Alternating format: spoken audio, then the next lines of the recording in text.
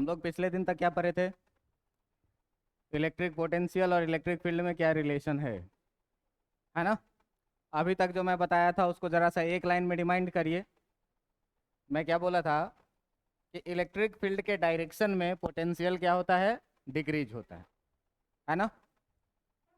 क्या बोला था कि पोटेंशियल जो है, potential decreases in the direction of,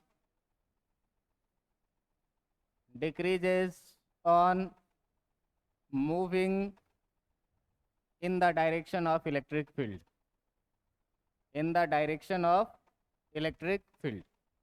अगर हम इलेक्ट्रिक फील्ड के डायरेक्शन में बढ़ते हैं तो पोटेंशियल क्या होता है? घटता है। और अगर इलेक्ट्रिक फील्ड के अपोजिट डायरेक्शन में बढ़ते हैं तो पोटेंशियल क्या होता है? बढ़ता है। इतना चीज़ बोला था।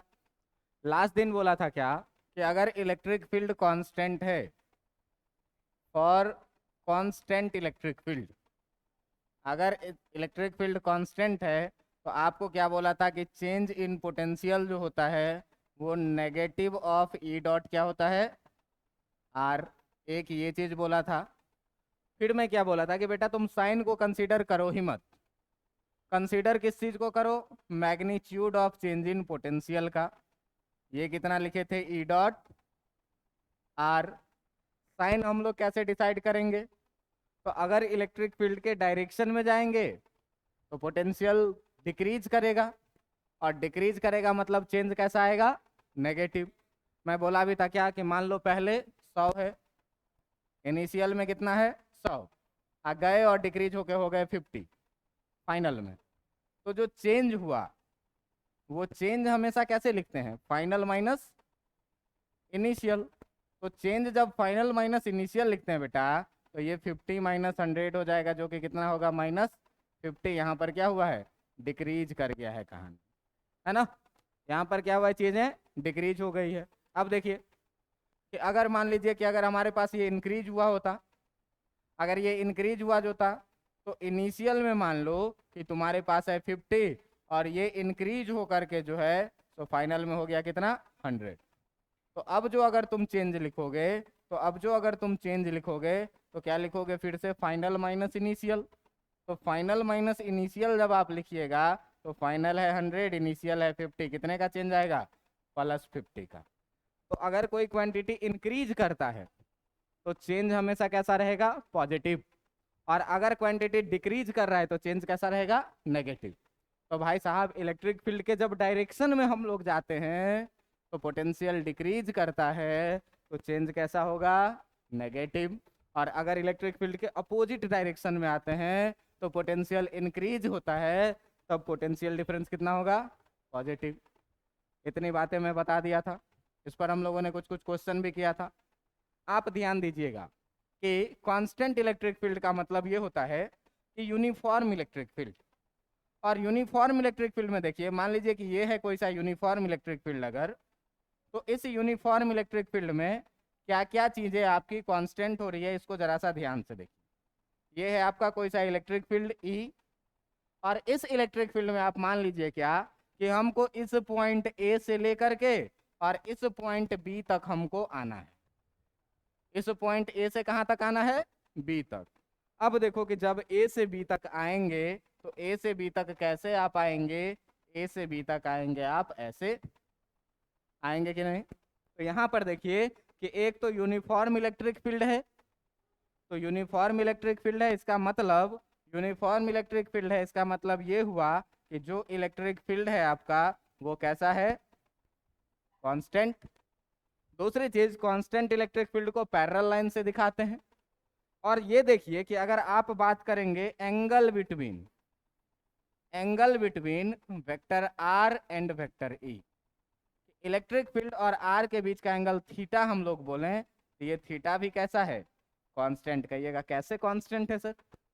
तो देखो अलग अलग पॉइंट पे देखो, यहाँ पे देखो ये है इलेक्ट्रिक फील्ड का डायरेक्शन और ये थीटा, यहाँ पर देखो सेम थीटा, यहाँ पर देखो सेम थीटा। पैरेलल लाइन का ये सारा थीटा क्या है? कॉरेस्पॉन्डिंग एंगल है। और कॉरेस्पॉन्डिंग एंगल क्या होते हैं? इक्वल होते हैं।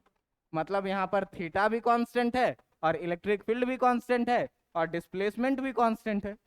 आर थीटा ई तीनों कांस्टेंट है, इसीलिए चेंज इन पोटेंशियल भी जो है वो क्या है, कांस्टेंट है। बात समझ में आ रही है?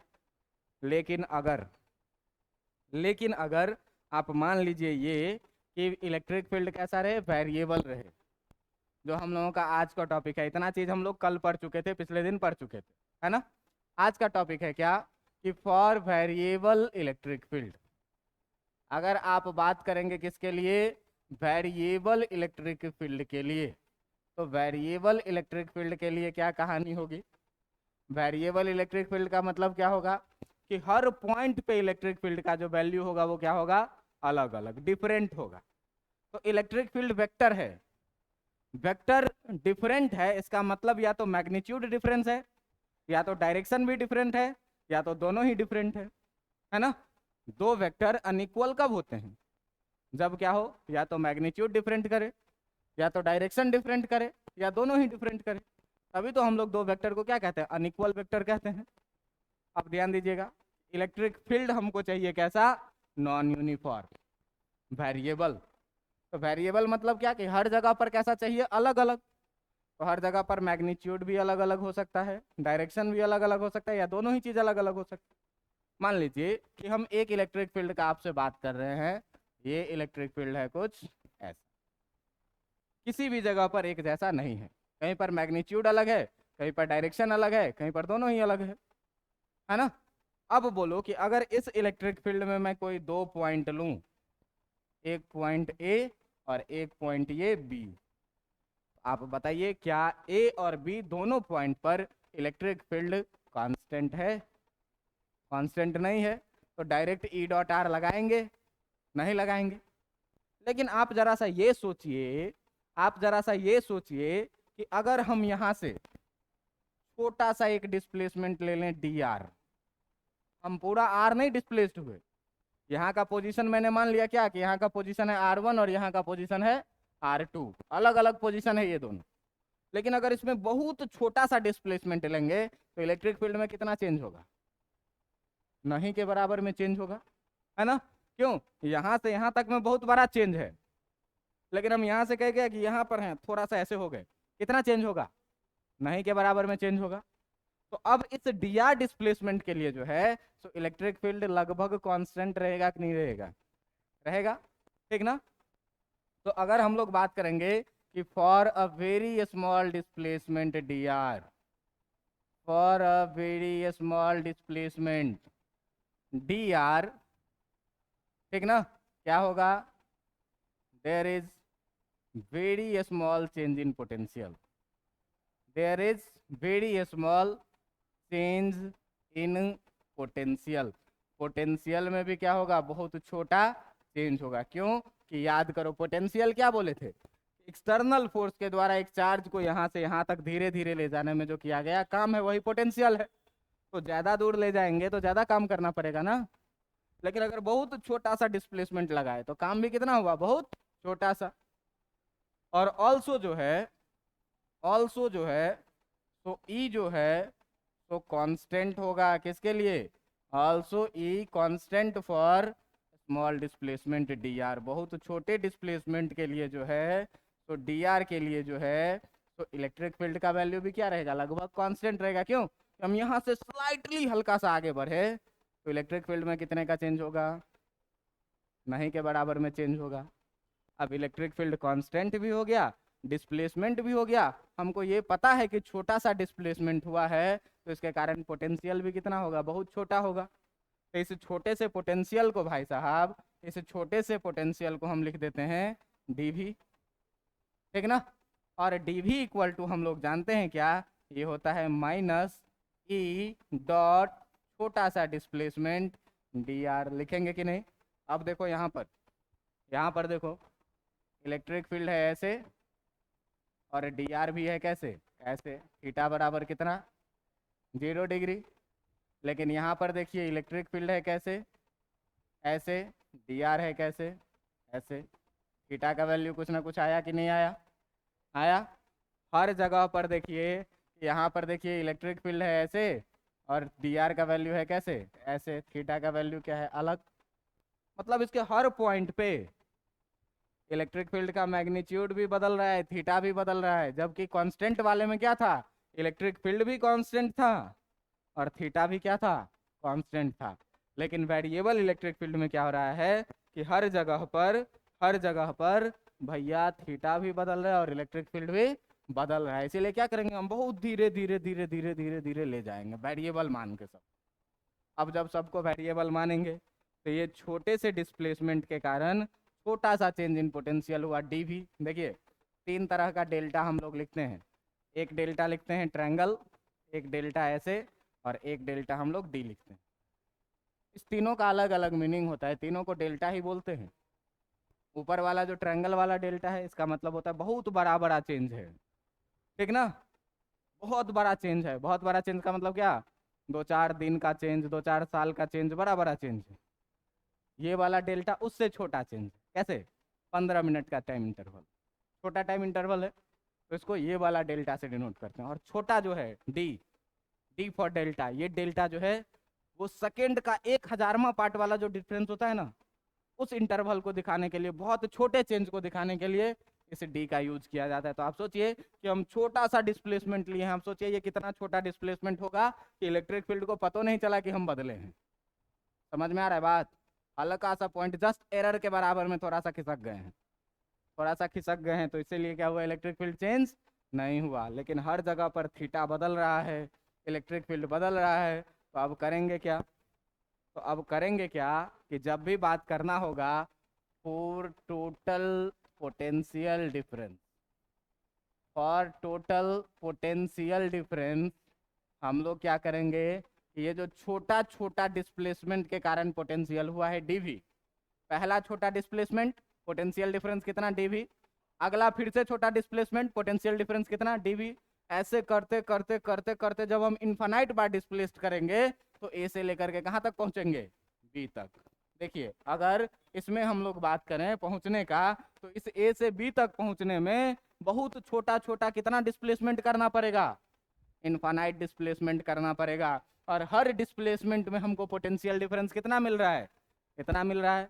अब पोटेंशियल डिफरेंस स्केलर क्वांटिटी है, टोटल पोटेंशियल चाहिए, तो इनफानाइट टुकड़ों को फिर से क्या करेंगे, जोड़ेंगे। जोड़ने का तरीका अपने पास क्या है, इंटीग्रेशन।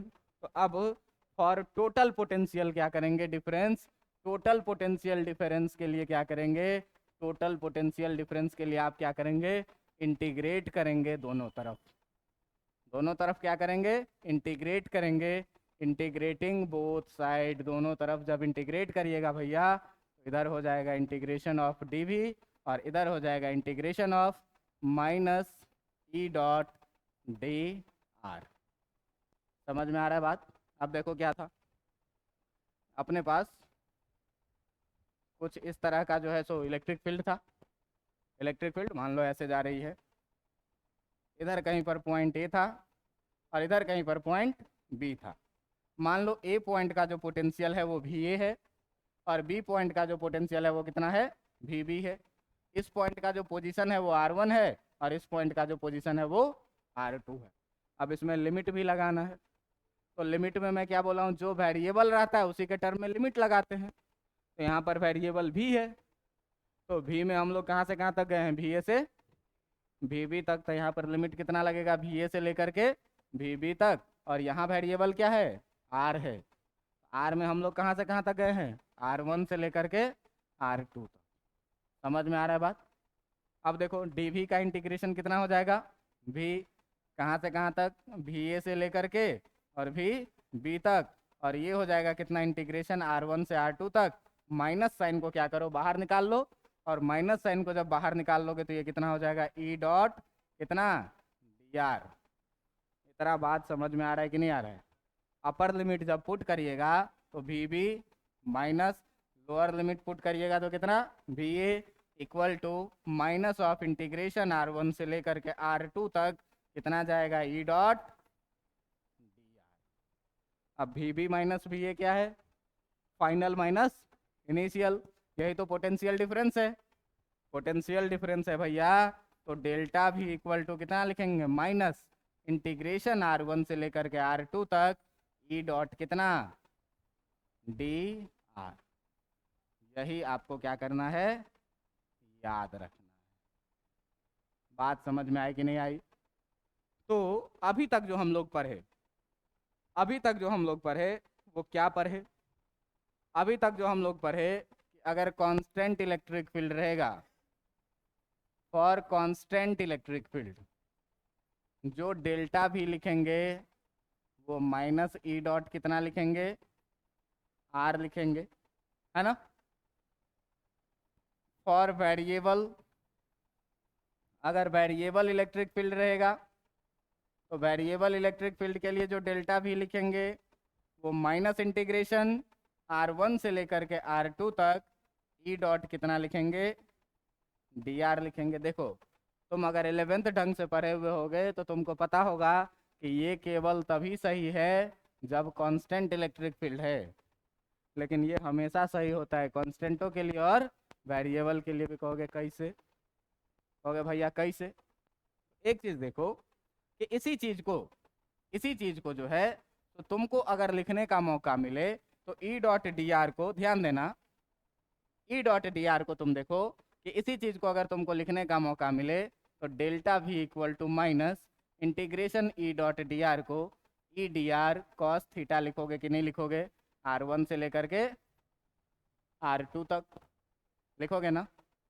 अच्छा, अगर बात करें फॉर कांस्टेंट इलेक्ट्रिक फील्ड के लिए, तो कांस्टेंट इलेक्ट्रिक फील्ड में दो चीज कांस्टेंट है, मैग्नीट्यूड भी कांस्टेंट है और डायरेक्शन भी कांस्टेंट है, ई भी कांस्टेंट है और थीटा भी कांस्टेंट है। आप देखिए कि जब कांस्टेंट इलेक्ट्रिक फील्ड का आपने बात किया है तो आपका इलेक्ट्रिक फील्ड भी हर जगह एक जैसा है और थीटा भी हर जगह कैसा है, एक जैसा है। तो अगर हम लोग बात कर रहे हैं भैया कांस्टेंट इलेक्ट्रिक फील्ड का, तो कांस्टेंट इलेक्ट्रिक फील्ड के लिए ई एंड थीटा दोनों ही चीज कैसा है, कांस्टेंट है। और इंटीग्रेशन में कांस्टेंट को क्या करते हैं, बाहर करते हैं। तो डेल्टा भी बराबर माइनस ई कांस्टेंट है, बाहर आ जाएगा, थीटा कांस्टेंट का मतलब कॉस थीटा भी कांस्टेंट, कॉस थीटा भी बाहर आ जाएगा, बचा इंटीग्रेशन R1 से लेकर के R2 तक कितना, dr का इंटीग्रेशन कितना हो जाएगा, minus E cos theta, dr का इंटीग्रेशन हो जाएगा r, कहाँ से कहाँ तक, R1 से लेकर के R2 तक। अब ध्यान से देखो ये जो है तो माइनस ई कॉस थीटा और इसको R2 माइनस R1 लिखोगे कि नहीं लिखोगे? R हो जाएगा R2 अपर लिमिट डाले माइनस लोअर लिमिट डाले R1, और ये R2 माइनस R1 जो है, ये जो आपका R2 माइनस R1 है, यहाँ से यहाँ तक जो घटा देंगे तो ये R2 माइनस R1 बराबर कितना आएगा, यही तो R होता था डिस्टेंस दोनों के बीच का। तो भैया ये बताओ कि इस चीज़ को जो है, इस चीज़ को जो है तो हम लोग माइनस ई कॉस थीटा और इनटू R2 माइनस R1 को R लिखेंगे कि नहीं लिखेंगे? लिखेंगे। जब इसको R लिखेंगे तो ये देखिए कि डेल्टा भी बराबर minus E R cos theta हुआ कि नहीं हुआ? कॉस थीटा को बाद में लिख दिया, आर को पहले, और ई आर कॉस थीटा को दोस्त माइनस ई डॉट आर लिख सकते हैं कि नहीं लिख सकते? यही चीज़ तो है कांस्टेंट के लिए। इसका मतलब ये वाला फॉर्मूला, इंटीग्रेशन डिफरेंशिएशन वाला जितना भी फॉर्मूला होता है वो सारा फॉर्मूला ऑलवेज ट्रू होता है, हमेशा ही सही होता है। कांस्टेंट वाला केवल कांस्टेंट के लिए वैलिड है, लेकिन वेरिएबल वाला कांस्टेंट और वेरिएबल दोनों के लिए वैलिड है। देखो कांस्टेंट किए मतलब ई और थीटा दोनों कांस्टेंट, सॉल्व किए वही आ गया जो कांस्टेंट के लिए फॉर्मूला था। तो वेरिएबल वाला फॉर्मूला हमेशा ही याद रखना है, ये हमेशा क्या होता है, सही होता है। तो अभी तक दो चीज देखे थे कि जब कांस्टेंट इलेक्ट्रिक फील्ड हो तो पोटेंशियल डिफरेंस कैसे निकालेंगे, कल क्वेश्चन भी करके देखे थे। अगर वेरिएबल इलेक्ट्रिक फील्ड हो तब पोटेंशियल डिफरेंस कैसे निकाले थे, ये भी देखे हैं अभी। अब सर पोटेंशियल डिफरेंस निकाल रहे हैं कब, जब इलेक्ट्रिक फील्ड दिया हुआ है तब। कुछ ऐसा भी तो हो सकता है कि अगर अपने को इलेक्ट्रिक फील्ड ही निकालना रहे, पोटेंशियल डिफरेंस पता रहे, हो सकता है कि नहीं हो सकता है? तो उसके लिए क्या करना है, ये चीज तुम देखो ध्यान से, एक एक चीज करके हमसे सीखना है, ठीक ना। अब देखिए कि एक एक चीज करके सीखना है, मैथमेटिकल चीजें क्या। तो मान लीजिए क्या, मान लीजिए कि let a variable electric field आपको दिया हुआ है, एक वेरिएबल इलेक्ट्रिक फील्ड आपको दिया हुआ है, वेरिएबल इलेक्ट्रिक फील्ड दिया हुआ है, कितना दिया हुआ है, E equal to E x i cap plus E y j cap plus E z k cap, ये तीनों डायरेक्शन में और वेरिएबल इलेक्ट्रिक फील्ड है। समझ में आ रहा है बात? ये डिस्प्लेसमेंट जो बनाया, ये डिस्प्लेसमेंट बनाया कहाँ से कहाँ तक, ये डिस्प्लेसमेंट बनाया कहाँ से कहाँ तक, तो कोई एक पोजीशन बोल दो तुम, कोई एक पोजीशन तुम बोल दो कि ये जो डिस्प्लेसमेंट बनाया इसका डिस्प्लेसमेंट हुआ क्या, R1 से लेकर के और R2 तक। R1 से लेकर के कहाँ तक गया ये, R2 तक। मतलब इस पार्टिकल का जो डिस्प्लेसमेंट हुआ है, ध्यान देना, वो ऐसे डिस्प्लेसमेंट हुआ है। ये पार्टिकल ऐसे चल के आया है, A से लेकर के कहाँ तक, B तक ये चल के आया है। तो वेक्टर R जो होगा भैया, ये वेक्टर R कुछ ऐसा होगा कि नहीं होगा, वेक्टर R कुछ ऐसा होगा कि नहीं होगा? ये बताइए कि इस वेक्टर R को अगर हम मान लें कि ये वेक्टर R बराबर कुछ भी xi प्लस वाई जे प्लस जेड के है, कुछ भी है xi प्लस वाई जे प्लस जेड के, तो हम लोग मान लिए क्या कि जो वेक्टर R बराबर है वो कितना है, xi प्लस वाई जे प्लस जेड के। इतना चीज होगा कि नहीं? तो अगर मान लो कि हमको चाहिए dr बराबर, डिफ्रेंशिएट कर रहे हैं तो r को डिफ्रेंशिएट किया तो इधर भी x को भी तो डिफ्रेंशिएट करेंगे, dxi हो जाएगा, y को डिफ्रेंशिएट करेंगे dy j हो जाएगा, और z को डिफ्रेंशिएट करेंगे तो dz k हो जाएगा। हो जाएगा कि नहीं हो जाएगा? बहुत छोटा डिस्प्लेसमेंट है, dr कैसा डिस्प्लेसमेंट है, बहुत छोटा डिस्प्लेसमेंट है। इतना देर के लिए तो हम इलेक्ट्रिक फील्ड को कांस्टेंट कह सकते हैं कि नहीं कह सकते हैं? कह सकते हैं। जब इलेक्ट्रिक फील्ड को कांस्टेंट कह सकते हैं भैया, तो यहाँ पर आप ये भी बताइए हमको कि डेल्टा भी जो लिखिएगा, डेल्टा भी बराबर आप माइनस ई डॉट आर लिखेंगे कि नहीं लिखेंगे कांस्टेंट के लिए? लेकिन डिस्प्लेसमेंट है डी आर, तो ई डॉट डी आर लिख रहे हैं, लिखेंगे? लिखेंगे कि नहीं? यही तो डेफिनेशन है ना, E dot D r minus sign के साथ कांस्टेंट इलेक्ट्रिक फील्ड के लिए। तो हम छोटा सा डिस्प्लेसमेंट लिए, अरे बड़ा सा डिस्प्लेसमेंट के लिए नहीं इलेक्ट्रिक फील्ड वेरिएबल है? हैं? हम पता चल रहे हैं कि थोड़ा घर से एकरा घर जाएंगे, माहौल गर्म है, रास्ता में कहीं पकड़ के पिटा जाएंगे, लेकिन हम अपने घर में थोड़ा सा ऐसे हो जाएंगे तो माहौल बिगड़ जाएगा? नहीं बिगड़ेगा, धीरे धीरे थोड़ा सा और ऐसे हो जाएंगे तो यहाँ भी कांस्टेंट। कुछ लोग होते हैं दोनों तरफ के, क्या लड़ाई कर लिए, अभी तुरंत लड़ाई किए हैं, एकदम धड़ से जाएंगे तो पकड़ के पीट देगा, लेकिन क्या है, हम कह रहे हैं कि चल रहे हैं, थोड़ा सा माहौल बनाए, थोड़ा सा खिसक गए, फिर देख रहे हैं थोड़ा सा उससे बतियाइयो रहे हैं कि कहीं मारने के लिए नहीं दौड़े, फिर थोड़ा सा खिसक गए। तो जितना देर में हम थोड़ा सा खिसक के उससे बतिया रहे हैं उतना देर के लिए तो कांस्टेंट ही है ना। तो बहुत छोटे डिस्प्लेसमेंट के लिए इलेक्ट्रिक फील्ड क्या कांस्टेंट, कांस्टेंट के लिए कांस्टेंट वाला फॉर्मूला लगाएंगे कि नहीं लगाएंगे? लगाएंगे। लेकिन बहुत छोटा सा डिस्प्लेसमेंट में दोस्त देखे हैं क्या, कि बहुत छोटा सा डिस्प्लेसमेंट में देखे हैं क्या कि ये जो पोटेंशियल डेल्टा भी होगा, ये पोटेंशियल भी बहुत छोटा होगा, डी भी। बात समझ में आ रही है कि नहीं? अब देखिए कि अगर आप डी भी लिखिएगा तो डी भी इक्वल टू माइनस के जगह पर माइनस, ई के जगह पर E x i cap plus E y j cap plus E z k cap लिखेंगे कि नहीं लिखेंगे? लिखेंगे, लिखेंगे। ई के जगह पर क्या किए, यहाँ से इलेक्ट्रिक फील्ड डाल दिए, डॉट है तो डॉट डाल दिए। डी आर के जगह पर देखिए ध्यान से, डी आर के जगह पर डी एक्स आई प्लस डी वाई जे प्लस डी जेड के लिखेंगे, लिखेंगे कि नहीं? जरा सा याद करिए तो डॉट प्रोडक्ट वेक्टर का, कि अगर दो वेक्टर होता था, वेक्टर ए बराबर x1 आई प्लस y1 जे प्लस z1 के, और एक वेक्टर बी बराबर होता था x2 आई प्लस y2 जे प्लस z2 के, तो भाई साहब ए डॉट बी हम लोग जो लिखते थे वो x1 x2 plus y1 y2 plus z1 z2 लिखते थे कि नहीं लिखते थे? लिखते थे ना डॉट प्रोडक्ट में, A dot B x1 x2 plus y1 y2 plus z1 z2। तो यहाँ पर देखिए था x1 x2, यानी कि डी भी बराबर माइनस x1 x2, x1 के जगह पर है ई एक्स, x2 के जगह पर है डी एक्स, लिखेंगे कि नहीं? y1 y2 ई वाई और डी वाई लिखेंगे कि नहीं? प्लस ई वाई और कितना डी वाई लिखेंगे ना, प्लस z1 z2 यानी कि ई जेड और डी जेड लिखेंगे कि नहीं लिखेंगे? लिखेंगे। इतना में कोई कष्ट हो रहा है क्या? नहीं कष्ट हो रहा है। अब देखिए कि एक टर्म आता है पार्शियल डिफरेंशिएशन, मैथ्स में नाम सुने हैं पार्शियल डिफरेंशिएशन का? तो पार्शियल डिफरेंशिएशन कह रहा है कि कोई ऐसा फंक्शन रहे, मान लीजिए y इक्वल टू कुछ भी रहे, x² प्लस 3t² प्लस 5, ठीक ना? तो y x का भी फंक्शन है और t का भी फंक्शन है, दो दो चीज वेरिएबल है।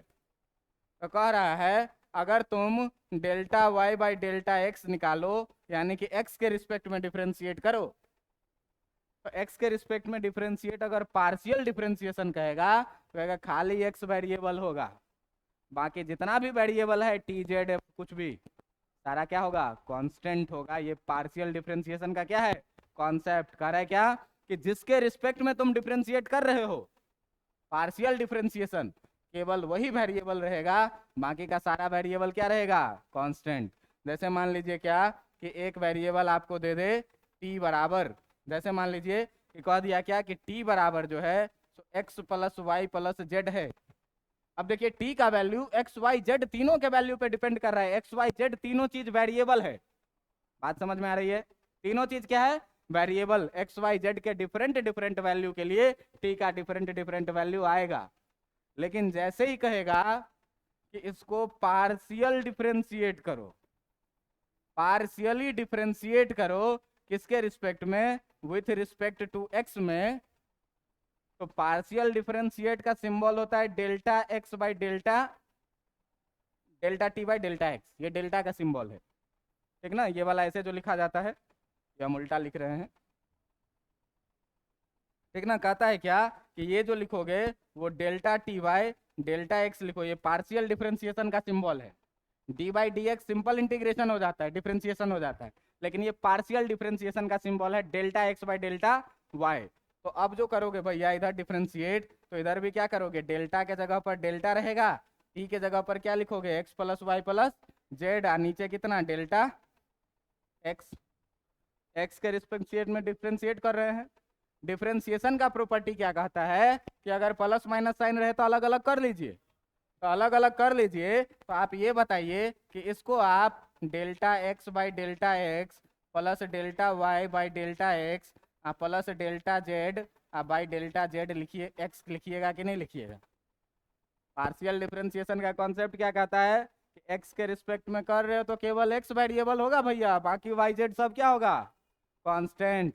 कांस्टेंट का डिफरेंशिएशन कितना होता है, यहाँ भी कांस्टेंट का डिफरेंशिएशन कितना, क्योंकि वाई जेड तो कांस्टेंट हो गया, तो y का डिफरेंशिएशन करेंगे x के रिस्पेक्ट में, आंसर कितना आएगा, z का डिफरेंशिएशन करेंगे x के रिस्पेक्ट में, आंसर कितना आएगा, ये d by D x of x कितना हो जाएगा, 1 प्लस 0 बराबर आंसर कितना आ जाएगा। पार्शियल डिफरेंशिएशन सीखे कि नहीं सीखे? अब ये कहता है कि dv बराबर तो तुम इतना निकाल लिए, तो dv बराबर जब तुम इतना निकाल लिए, इसको रहने दो कि मिटा दूं, इसको रहने दीजिए सर, काम ही आ जाएगा, कहियो देख लेंगे तो, है ना? ये रफ चीज़ है, ये क्या है, रफ है, समझाने के लिए। अब देखिए यहाँ ध्यान दीजिए, तो यहाँ पर बेटा लिखे हैं क्या, d v equal to minus E x d x plus E y d y और प्लस कितना ई जेड डी जेड। लिखे हो कि नहीं लिखे हो? अब अगर मान लिया जाए कि इसको हम क्या करें, पार्शियली डिफरेंशिएट कर लें। पार्शियली डिफरेंशिएट कर दें किस चीज़ के लिए, with respect to x, x के रिस्पेक्ट में पार्शियली डिफरेंशिएट करें। तो इसका मतलब ये हुआ इसमें जो y और z है ये दोनों चीज़ क्या हो जाएगा, कांस्टेंट हो जाएगा। x के रिस्पेक्ट में डिफरेंशिएट कर रहे हैं, पार्शियली डिफरेंशिएट कर रहे हैं, इसका मतलब y और z क्या हो गया, कांस्टेंट। अब जरा सा हमको ये बताइए कि dy का मतलब कितना होता है, dy का मतलब क्या होता है, change in y, change in y।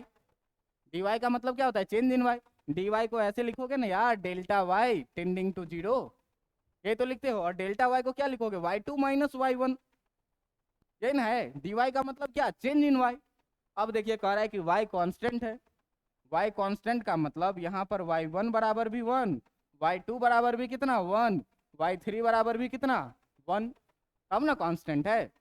अगर हम चेंज इन y का बात करें तो y2 माइनस y1 ला रहे हैं, ये भी 1 माइनस 1 कितना, 1 माइनस 1 कितना 0। y3 माइनस y2 का बात करें ये भी कितना, y3 माइनस y1 का बात करें ये भी कितना, y कांस्टेंट है तो हमेशा एक जैसा है, तो कोई बदलाव हुआ क्या, नहीं हुआ। तो चेंज इन y का वैल्यू जो है, चेंज इन y जो हो जाएगा dy बराबर ये कितना हो जाएगा कि नहीं हो जाएगा। इसी तरीके से z भी कांस्टेंट है, तो ये बताइए कि अगर हम लोग बात करें चेंज इन z का, चेंज इन z जिसको आप बोलते हैं dz, ये भी कितना हो जाएगा, 0 हो जाएगा। पार्शियली डिफरेंशिएट किए हैं, तो पार्शियली डिफरेंशिएट में d नहीं रहता है, डेल्टा रहता है, तो इस d को लिखेंगे कितना बेटा, डेल्टा भी। d को कितना लिखेंगे, डेल्टा भी, equal to minus E x और डेल्टा एक्स। समझ में आ रहा है बात। अब plus E y into d y का वैल्यू कितना, चेंज इन वाई कितना 0, plus E z into d z का वैल्यू कितना 0। समझ में आ रहा है, तो समझ में आ रहा है भाई। तो ये बताओ कि यहाँ से डेल्टा भी बराबर माइनस ई एक्स और डेल्टा एक्स हो जाएगा कि नहीं हो जाएगा, हो जाएगा। अब प्लस ये भी 0, प्लस ये भी कितना 0, मतलब फाइनली जो निकल के आया वो निकल के क्या आया, डेल्टा भी equal to minus E x delta x, यही ना। ज़रा सा डेल्टा एक्स को इधर लेके आइए तो बचेगा कितना, माइनस ई एक्स बराबर डेल्टा भी बाई डेल्टा एक्स, यही ना बचेगा। माइनस को इस साइड कर दीजिए, तो ई एक्स बराबर कितना आ जाएगा, माइनस डेल्टा भी बाई डेल्टा। समझ में आया कि नहीं आया। मतलब पोटेंशियल को जब x के रिस्पेक्ट में आप पार्शियल डिफरेंशिएशन करिएगा तो आपको x डायरेक्शन में इलेक्ट्रिक फील्ड मिलेगा। समझ में आ रहा है बात, समझ में आ रहा है कि नहीं। अब देखिए ऐसे ही आप क्या करिए, इसी चीज को आप क्या करिए, पार्शियली डिफरेंशिएट कर दीजिए, पार्शियली डिफरेंशिएट कर दीजिए किसके रिस्पेक्ट में, विथ रिस्पेक्ट टू y।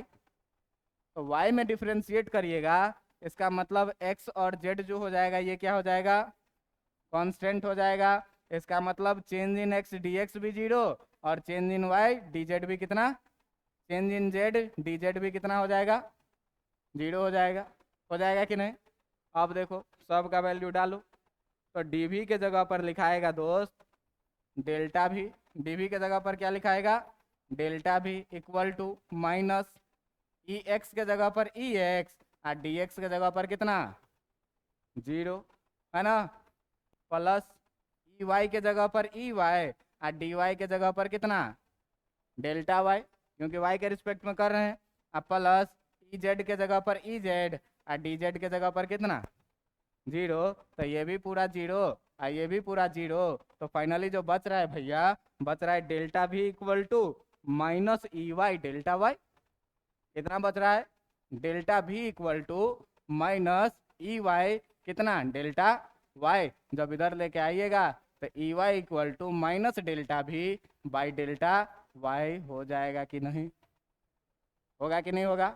तो ई एक्स एक्स के रिस्पेक्ट में डिफरेंशिएट किए तो माइनस डेल्टा भी बाई डेल्टा एक्स आया, वाई के रिस्पेक्ट में तो माइनस डेल्टा भी बाई डेल्टा वाई आया। तो अगर जेड के रिस्पेक्ट में ऐसे ही डिफरेंशिएट करिएगा तो ई जेड बराबर माइनस डेल्टा भी बाई डेल्टा जेड आएगा कि नहीं आएगा, आएगा। अब E X E Y E Z निकल गया। ज़रा सा याद करिए तो कि इलेक्ट्रिक फील्ड को क्या माने थे, इलेक्ट्रिक फील्ड को माने थे ई एक्स आई प्लस ई वाई जे प्लस ई जेड के। तो इसका मतलब ये हुआ कि जो हम लोग इलेक्ट्रिक फील्ड लिखने वाले हैं, ई बराबर, ये ई बराबर कितना लिखाएगा, ई x i cap plus E y j cap plus E Z कितना के कैप। जरा सा देखिए तो ई एक्स का वैल्यू यही आया था क्या, माइनस डेल्टा भी बाई डेल्टा एक्स, इस सब के साथ आई कैप, यही ना आया था। जरा सा ई वाई का वैल्यू याद करिए तो माइनस माइनस डेल्टा भी बाई डेल्टा वाई, ऐसे सब के साथ कितना जे कैप। जरा सा ई जेड का वैल्यू याद करिए तो माइनस डेल्टा भी बाई डेल्टा जेड और इस सब के साथ कितना के कैप। समझ में आ रहा है कि नहीं आ रहा है। अब जरा सा देखिए भैया कि ये निकल के आया इलेक्ट्रिक फील्ड, अब अगर कोई आदमी कहे आपको कि हमको मैग्नीट्यूड ऑफ इलेक्ट्रिक फील्ड बताओ, एक्स वाई जेड नहीं पूछ रहे हैं, तो सीधे क्या करोगे, रूट अंडर ई एक्स का स्क्वायर प्लस ई वाई का स्क्वायर प्लस ई जेड का स्क्वायर। समझ में आ रहा है कि नहीं आ रहा है? समझ में अगर आ रहा है तो हमेशा याद रखिएगा क्या, कि एक्स में अगर इलेक्ट्रिक फील्ड चाहिए तो पोटेंशियल को एक्स के रिस्पेक्ट में पार्शियली डिफरेंशिएट करेंगे। अगर एक्स में इलेक्ट्रिक फील्ड चाहिए तो पोटेंशियल को एक्स के रिस्पेक्ट में डेल्टा वाला डिफरेंशिएशन करेंगे। डेल्टा वाला डिफरेंशिएशन को क्या कहते हैं, पार्शियल डिफरेंशिएशन। मतलब एक्स के बाद का अगर कोई भी वेरिएबल रहा तो वो कैसा रहेगा, कांस्टेंट रहेगा। बात समझ में आ रहा है? एगो सवाल करके दिखाएं तो ज़्यादा अच्छा बुझाएगा। इतना चीज़ याद रहेगा कि नहीं रहेगा? इतना चीज़ याद रहेगा? इतना चीज़ याद रहेगा तो भैया एगो सवाल देखिए।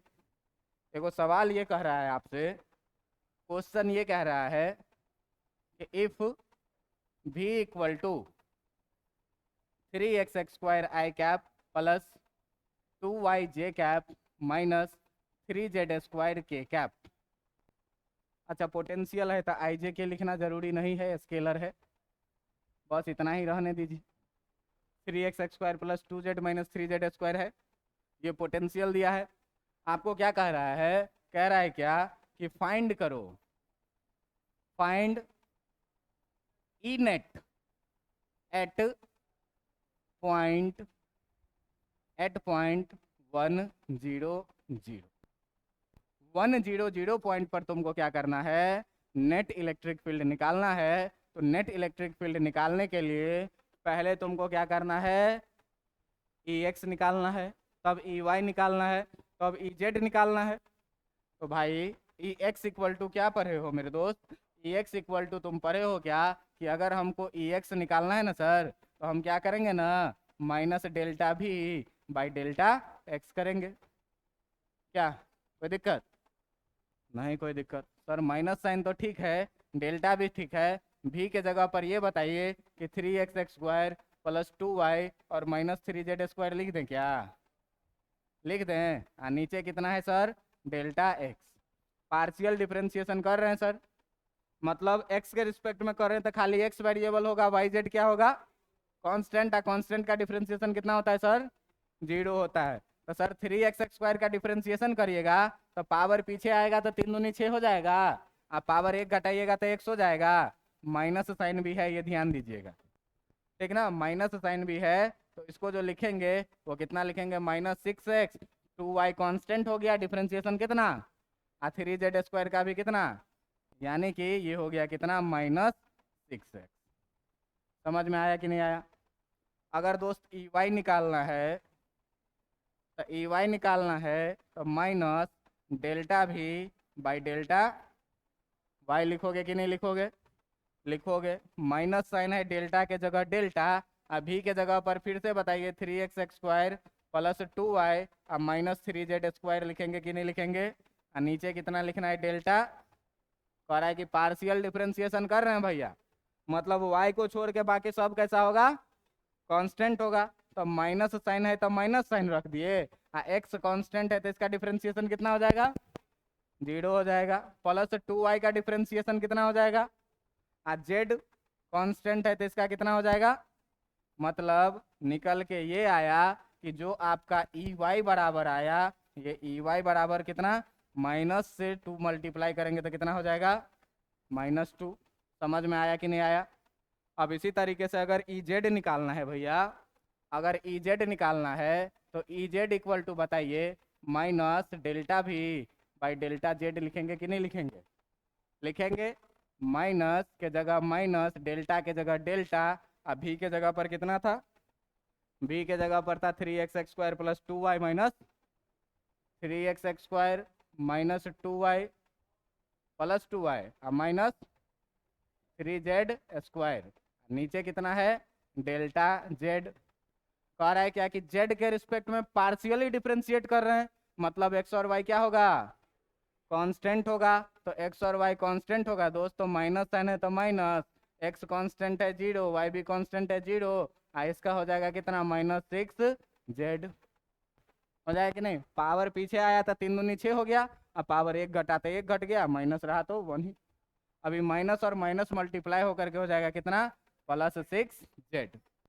अब देखो कि अपन ई जो लिखते हैं ई नेट, ये ई नेट बराबर कितना लिखते हैं? ई x i cap plus E y j cap plus E z k cap. लिखते हैं कि नहीं लिखते हैं? अब देखिए कि जो आपका ई एक्स आया है, ये ई एक्स कितना आया है? -6x। तो कितना लिखिएगा? -6x आई कैप प्लस ई वाई जो आया है, ये ई वाई कितना आया है? -2। यानी कि कितना लिखेंगे दोस्त? यानी कि लिखेंगे कितना? इसको लिखेंगे कितना? -2 टाइम्स जे कैप। ई जेड कितना आया है दोस्त? 6 के, तो इसको कितना लिखेंगे? +6z और कितना? के कैप।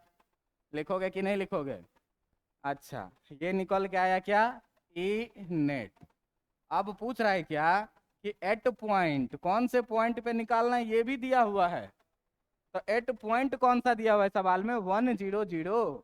तो 100 का मतलब 100 का मतलब कि x का वैल्यू 1, y का वैल्यू 0 और z का वैल्यू 0 इसमें रख देंगे।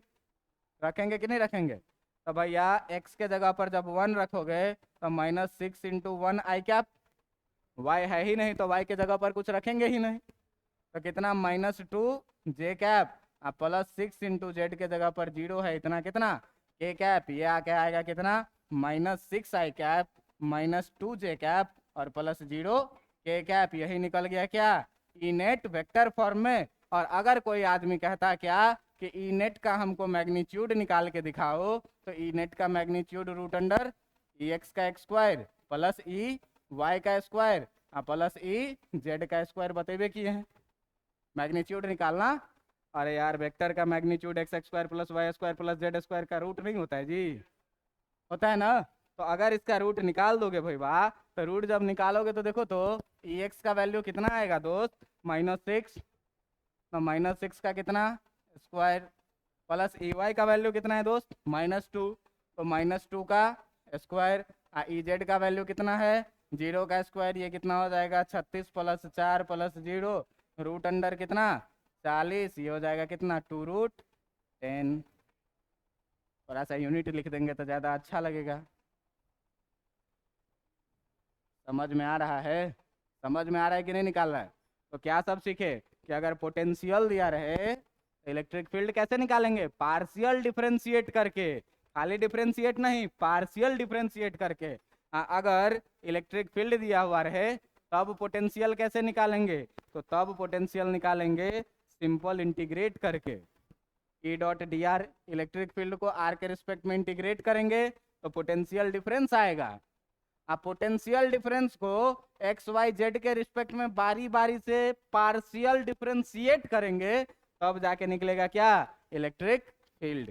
ध्यान से देखिए कि एक्स के डायरेक्शन में इलेक्ट्रिक फील्ड निकालने के लिए partial differentiation of potential with respect to X, partial differentiation of potential with respect to Y और partial differentiation of potential with respect to Z. Partial differentiation में जिसके रिस्पेक्ट में differentiate करेंगे उसको छोड़ के बाकी सारा वेरिएबल कैसा? कांस्टेंट। समझ में आ रहा है कैसे सवाल डील करना है? ये समझ में आ रहा है? तो होमवर्क के लिए 1-2 को सवाल दे देंगे तो बना लीजिएगा। तो बना लीजिएगा। तो ये बनाइए। तो अगर भी बराबर दिया हुआ है 3xy + 4yz, समझे? तो आपको निकालना है क्या?